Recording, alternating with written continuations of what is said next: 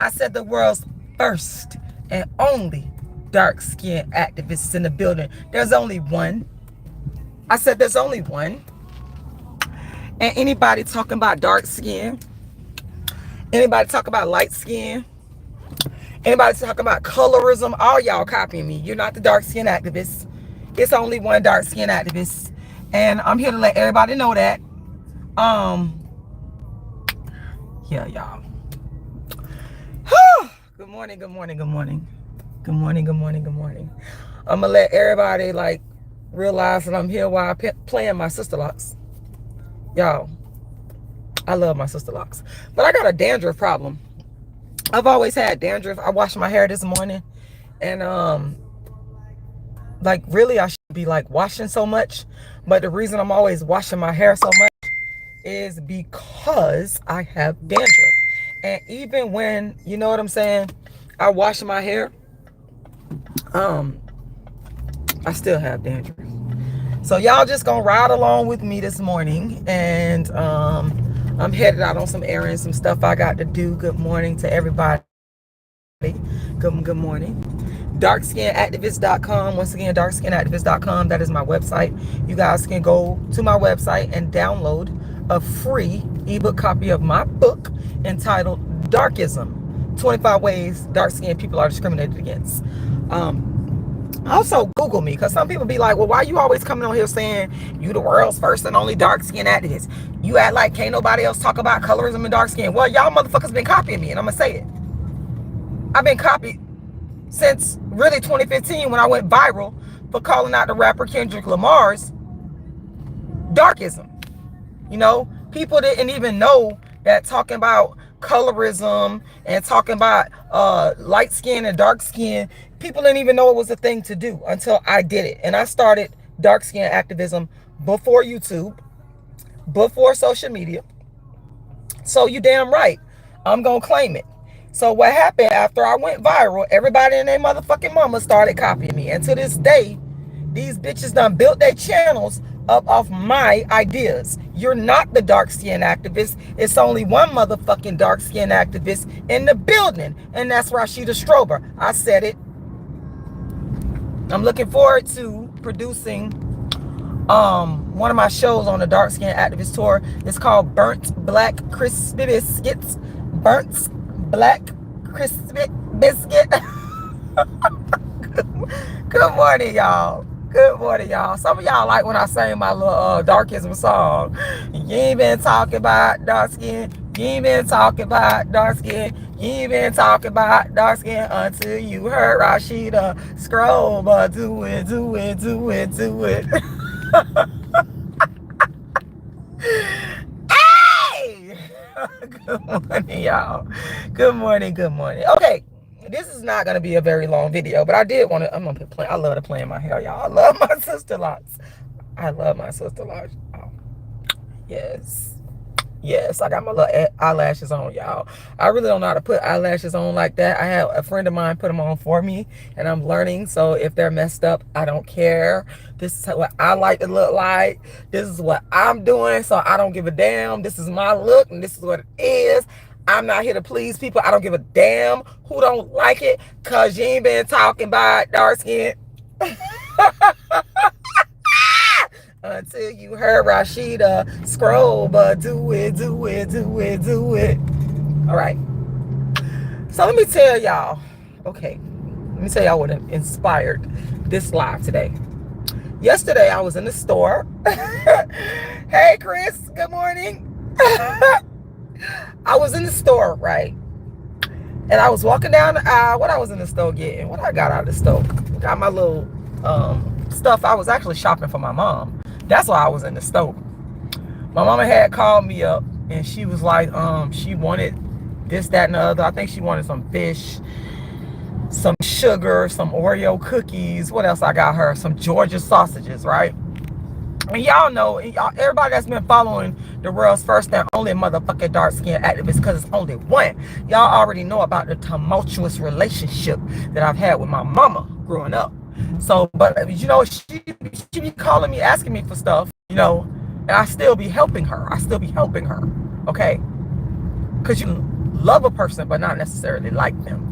So that's the kind of relationship that I got with my mama. I'm just keeping it motherfucking 100. That's just what it is. So anyway, my mom calls me. She says she wanted me to go to the store for her because her car broke down and whatnot. And she said, oh, I want this, that, and third. So I went to Walmart. That's where I went to yesterday, right? And I'm walking in Walmart, y'all, and I walk in and I see this dude pulls up in one of them what do you call those things? Y'all know the thing that people be riding around in when they, I guess they don't want to me, in my humble opinion, I'm not trying to like be funny, I feel like those chairs, wheelchair, whatever they called, I don't know the name, y'all know what I'm talking about. I feel like they meant for elderly people. I feel like if you are a younger person, like I feel that you should not, unless you're like, you got like a disability, like, you know, I feel that you should walk. Like, why are you, I mean, come on, you know? So I see this dude that I went to high school with. He was in the 12th grade when I was in the 9th grade. And actually, I didn't see him first. He saw me first. And he was like, I heard somebody say, Rashida. And I looked, and I'm looking around. And I see this dude rolling up on me. Like, and he was in, like I said, that whatever that chair is called, right? And he was like, Rashida. He said, I look and I recognize him. And he was like, oh, you cut your dreads off. That's what he said. You cut your dreads. You got some sister locks. And I was like, yeah, I got some sister locks and this and that. And I started talking to him. We started talking this and the third. And now this dude, he's kind of strange to me because we went to high school together. Like I said, I was in 9th grade. He was in 12th grade. And years later, he did like me. Now, when I remember when I first came to Dixie, because that's what I went to high school at. That's one of the high schools I went to. 9th grade year, he was one of the football players that, and I was like shocked that he liked that my black, skinny, no booty having ass, dark skin ass, but he actually liked me. He did. He liked me, but he was one of them like he was on the football team and stuff. And y'all know that them guys football team, a lot of them thought they was the shit. Okay. But I'm here to tell y'all, and y'all was not all that to me. Okay, just because your motherfucking ass was on a football team, you was not all that. I don't give a fuck what nobody say. Y'all were not all that. I go off of somebody's personality and humility. Don't think for 1 minute that just because your motherfucking ass was on a football team that you was the shit. You was not the motherfucking shit in my fucking book, okay? Y'all might have been impressed by that when y'all was in high school, but I'm telling you right now, I was not impressed by that shit. I was more so impressed by if a person was a nice person, if you was a nice human being. And I could tell, even in high school, I could tell. But I got the feeling, and he might say differently, that he felt like he was doing me a favor. You felt like you felt like I was a motherfucking charity case, a fucking charity case, because you so-called liked me. You know, because I was this black, dark-skinned, nappy-headed, skinny, no booty having, dark-skinned reject. You know, I felt I got the vibe that you felt like you was doing me a motherfucking favor by liking me. Yeah. That's the vibe I got, y'all. And that is the reason why I decided not to like deal with him on that level. I was not interested. I was not interested. Okay, I was not interested. I was not interested. Because I'm not nobody's motherfucking charity case. Just because I'm black, dark skin, does not mean, you know what I'm saying, that I'm desperate. That I'm just gonna go with the first person that, you know, show me some motherfucking attention. I ain't never been that type of female. I could be the ugliest motherfucker on the planet. I could be the darkest, ugliest, nappy-headed, no booty having ass female on the planet. But I bet you one motherfucking thing, I ain't never been desperate. I bet you one motherfucking thing, I ain't Rashida Strober, the world's first and only dark-skinned activist. I have never, y'all, I have never been desperate. But I truly feel like this dude felt like he was doing me a favor by liking me. You know, I truly feel like he felt like, okay, well, she should give me the time of day, because, you know, I'm a football player. She dark skinned. She's one of the undesirables. She should give me the time of day. Hold on, y'all. Don't go nowhere.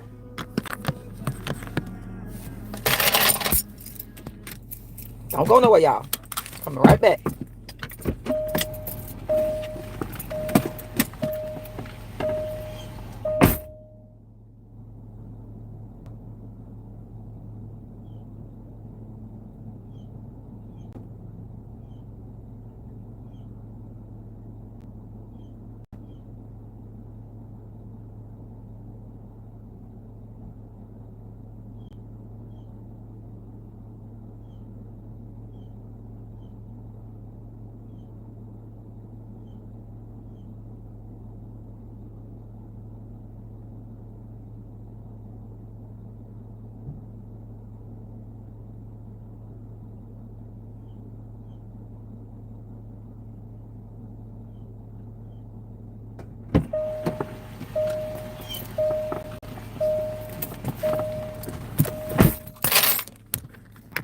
I'm back. Okay, y'all. So I truly felt like this dude, you know, he felt like he was doing me a favor because he was on a football team. He was popular. And, you know, I was this dark-skinned, nappy-headed, supposedly ugly introvert with no ass, skinny and whatnot. And he felt like, okay, I should deal with him. But I did not want to fucking deal with him because, like I said, I got the charity vibes. And that's not something that I'm interested in. Okay? Here's the thing, dark-skinned women. You have a choice. You have a choice with who you want to be with. You don't have to settle just because you dark-skinned. You don't have to settle for, you know, the low-hanging fruit, or for people that you really don't like, you really not into, just because you're dark-skinned. See, light skin, white skin, mixed race skin, and y'all can get mad all y'all want to, because when I say these things, I'm not saying these things out of shade. I'm saying them because it's the truth. People need to hear the fucking truth. I'm the world's first and only motherfucking dark-skinned activist, and I've been telling the truth about darkism before there was social media. And I'm going to keep telling the truth. So don't take it as shade. Don't take it as me trying to comfort nobody. Take it as me telling y'all the truth about what it really is. Okay? A lot of these people in this world believe that just because a woman is dark skinned, and the reason I'm saying this, and I felt this, I experienced this, they think that we are supposed to fucking settle. They think that we're supposed to go with the first man that decides they want to deal with us. No, it don't work like that. I deal with who the fuck I like. Okay. Rashida Strober gets with who Rashida Strober likes. I am not desperate. I have never been fucking desperate. And I gotta make that clear, because that's a stereotype that I notice with dark-skinned women. You know, people feel that myself as a dark-skinned woman is desperate. No, I'm not desperate. I've never been desperate. And if I can't get and have who I want to be with, I'm not gonna be with no motherfucking body at all. And I always been like that, y'all. I always been like that. If I can't get with the man I want to motherfucking be with, I'm not gonna be with you at all. So this little football player, well, he was actually big and buff. You know, he felt like, okay, I'm showing her some attention. She dark skinned. Everybody thinks she ugly, nappy headed, no ass. I'm doing her a favor. She gonna get with me. Long story short, I did not date him. I did not motherfucking date him. I did not motherfucking date him. Okay? And low key, I think he's still kind of, even though, you know, when he see me, he cordial. He saw me yesterday in the store. I will admit he was very nice. He spoke to me before I spoke to him. He saw me before I saw him. He was very nice. And to this day, I still will not get with you. I still will not get with you. I still will not get with you. Because I'm not fucking desperate. I ain't never been motherfucking desperate. I could be black and ugly all day, y'all. I ain't never been motherfucking desperate. Okay. So anyway, let me tell y'all what he did. So after high school, I want to say about maybe 5 years later, I saw him. And y'all ain't gonna believe where I saw this man at and who I saw him with. Y'all ain't gonna believe it. I saw this man 5 years later. And when I saw him 5 years later, y'all, at this particular place, he had an attitude with me this time. He had an attitude. He had an attitude, y'all. He had this attitude like, I'm gonna show her ass something. I saw him. I don't know if y'all ever heard of the Uhuru movement, right? I saw him at the Uhuru movement, y'all. He had done turned pro-black, y'all. He had done joined the movement, y'all. He had done joined the Uhuru movement. That's where I saw him at, right? I saw him at the Uhuru movement. Shout out to everybody that's watching. I see I got my voice crush on here. Game changer. Shout out to you. Shout out to everybody else that's watching. I can't call everybody's name because I'm driving. But anyway, I saw this man at a pro-black organization called the Uhuru Movement, y'all. And guess who he was with, y'all? Guess who he was with? Y'all ain't gonna never believe who he was with. I guess he felt like he was retaliating, getting his little revenge. He was gonna show me something. He was gonna show me what time it is, because you know what I'm saying, I refused to date him, and I should have dated him in high school because I'm desperate and dark skinned and ugly and nappy headed, skinny with no ass, and I should have been thanking him that a football player happened to like me. Y'all, he was with a non-black woman. Yes. He walked up. I remember how he used to just like so arrogantly walk up in this pro-black organization. I cannot make this shit up. With this non-black woman. And he would walk up in there with her like he was the shit. You know what I'm saying? Like he had this attitude, I'm gonna show you black bitches something. Y'all ain't wanna whatever with me. Dang, everybody crazy. Every time I go live, so I try to tell y'all my stuff. Somebody called me. That's an important phone call, so I ain't gonna be on here much longer. I gotta take that call. But anyway, he used to walk up in there and I ain't say nothing. Y'all. I used to just like sit back and watch. But I'm not gonna lie. I was kind of stunned. I was like, the audacity of this black man to walk up in, and he didn't just walk up in there. He was like arrogant with it. He would arrogantly walk up in the movement to the meetings with his non-black woman like he was the shit. Like he was the shit. And I could just tell that he had this vibe of, I'm gonna show you black bitches something. I'm gonna show, and he saw me. He saw me, y'all. He had this attitude. I'm gonna show you black bitches that just because you didn't want to get with me, now look who I'm with. And I'm walking up in the movement, in a pro-black movement, and I'm a black man, and I ain't with now one of you black bitches. That was the air he had about him. So when I saw him yesterday in the store, and I realized who he was, and he broke his neck to speak to me. Yes, he did. He fucking broke his neck. I break my motherfucking neck to speak to him. Let's get that clear. I did not break my neck to speak to him. He literally broke his motherfucking back to make sure that I saw him. So when I saw him, and when he was talking to me, I had that flashback, and I'm just, I'm cordial.